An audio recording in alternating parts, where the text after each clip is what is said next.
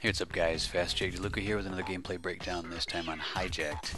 Playing Domination with my M27, Quick Drone Suppressor, Scorestreaks, VSAT Dog Swarm.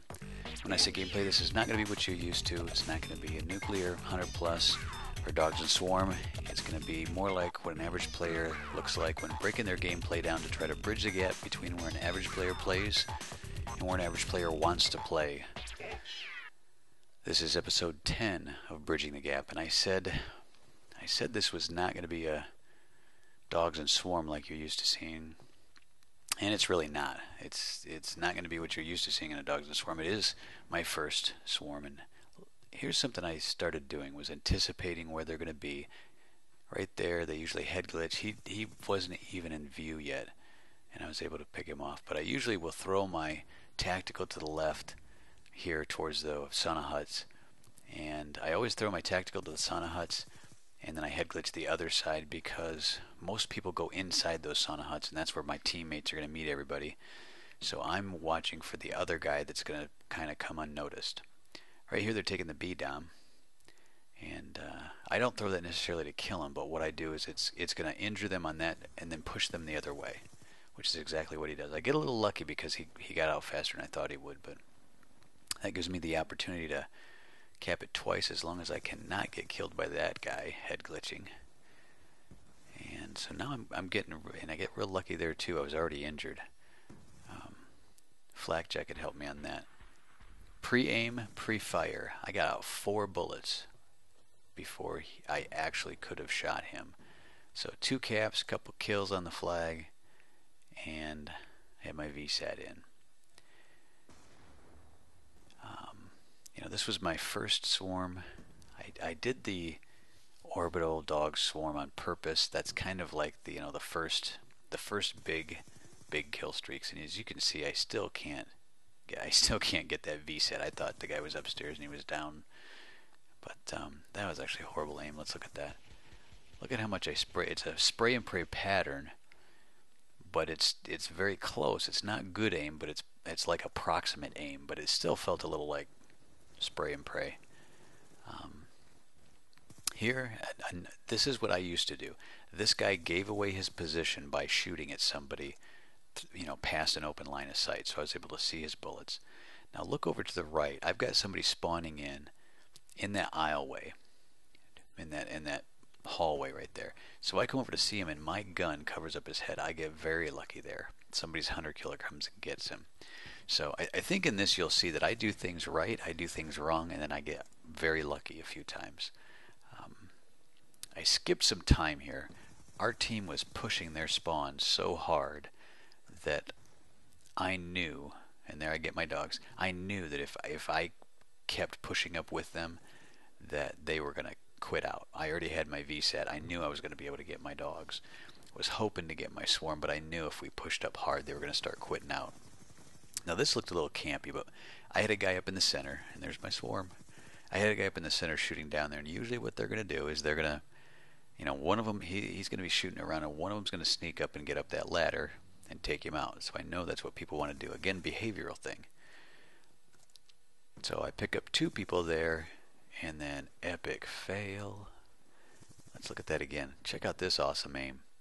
He's to the left of that partition there, and I shoot right in the center, and I kind of creep into the side. That was just horrible aim. Episode 1, I talked about target acquisition and general aim, so I'm still working on episode 1 items. I've been working on all of the items. Everything I've thought I'm working on. Like I could have had that. I should have had my aim up. I got lucky. He was shooting at somebody else. I got lucky there. I think this gameplay in itself was luck. I was having to hold myself back because I had plenty of time to put the dogs and swarm in play, knowing that I could probably get it in the second half again, but I didn't want to push them too hard because they had been quitting out. So I didn't want to end up with a rage quit and migrating host to never get to see my dog and swarm. So in fact, right here, I was trying to flip the spawn. I noticed that we killed all of them, and I was trying to flip it, but let's take a look at what this was. I heard this guy shooting, And now I do this. I aim with my eyes and my gun.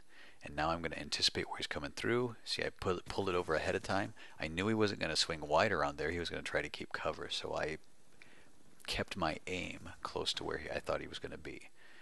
That's a behavioral thing. I'm starting to work the episodes into my behavior. Look here down the right aisleway, a red dot coming. Now I could have aimed over at him, but chances are he's going to head glitch, so I throw my C4.